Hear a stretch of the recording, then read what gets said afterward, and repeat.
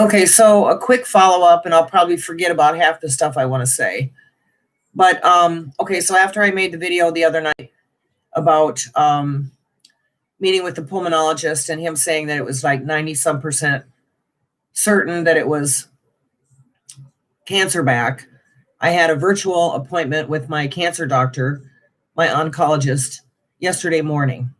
And first thing I asked her is, why did you let me get blindsided with the pulmonologist that the cancer was back when I thought they were just going to test me, do PFT tests, pulmonary function tests, or test me for COPD or emphysema or something like that. And he immediately took me in his office and told me that I probably had the cancer back. But anyway, so it turns out that she has never seen the films. You think? I mean, all she's seen is the radiologist's report, and they call it an impression. So that's all she's seen. So the way she's doing it is she has ordered a needle biopsy. She says there's a chance it's infection, which I highly doubt because the two spots light up like a Christmas tree, and the one is really big and it's pressing on my esophagus. Therefore, I have trouble eating because I can swallow down so far and then it gets stuck. And I have a GI doctor that wanted to do a scope down my throat. So I have that on hold now until I get the results of the needle biopsy. And she said that if it's negative for cancer, then I'll need to reschedule the GI test on my esophagus. But if it's positive, I won't have to have it because I have to risk riding in a car with someone outside my home, and contracting COVID and everything, being close proximity in a car. So I won't have to have it if it is cancer.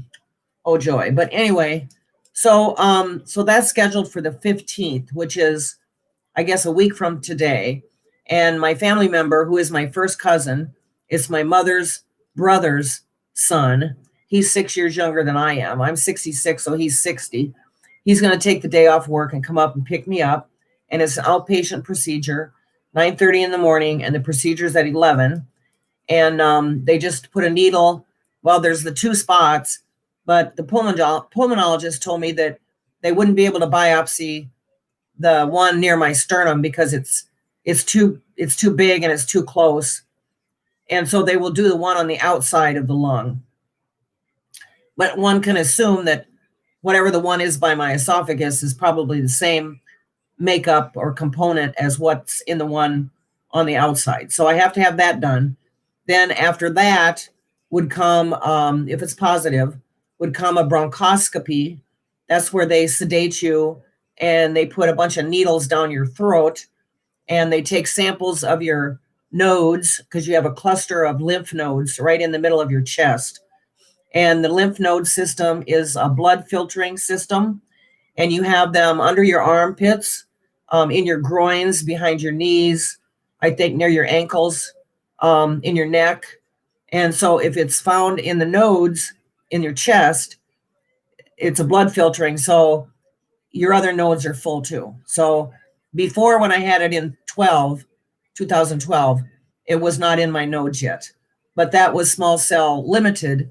And this probably is small cell extensive because they don't stage small cell like they do non-small. Non-small, they stage it 1, 2, 3, 4. Small cell, they don't. It's either limited, found very early, or it's extensive and has metastasized to other organs. So when people ask you if you have small cell, what stage is it?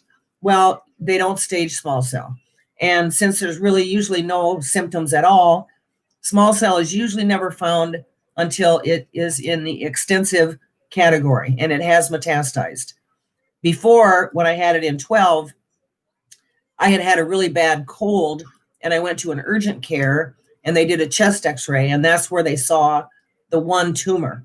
So I caught it super early and that's what saved me, but anyway, so that's all I know for right now. I put a little makeup on today, and I guess I'm in a little bit better place than I was on Monday the 4th, but I mean, I'm not I'm not pulling any punches and I'm not worried about it, but I really don't know if the biopsy comes back, if it's positive, because they'll have the pathology and they'll be able to tell me if it is the same pathology as I had in 12. And from what I understand, that it will not respond to the chemo like it did the first time. They'll have to try a different chemo. But then again, my oncologist told me that there are new developments and new treatments that is worth looking into. So I just have to gather the facts.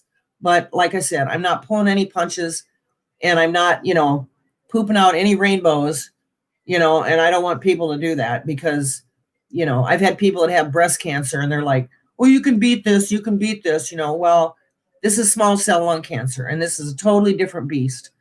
So I'm just doing the best I can, and I will continue to make these. Since my test is a week from today, it takes 2 to 3 days to get the result. So Monday is the 16th, 17th, 18th, 19th, I think. So I should get the result back maybe by the 19th on Monday or the 20th on Tuesday. And I'll do another video then and share what I find out. I do thank all of you guys for following me. It makes me feel, it gives me a good purpose, and it helps me to talk to people that are understanding instead of, patronizing or, oh, poo-poo this and poo-poo that. But, I don't want to give up or anything, but at the same time, life has a new meaning, and I'm kind of worried about all the stuff I have. I'm a big collector and I have been for years. And I have a lot of stuff and I don't know what my family's going to do with it. And then I'm working on my life insurance because I'm on disability because I had that surgery on my hip.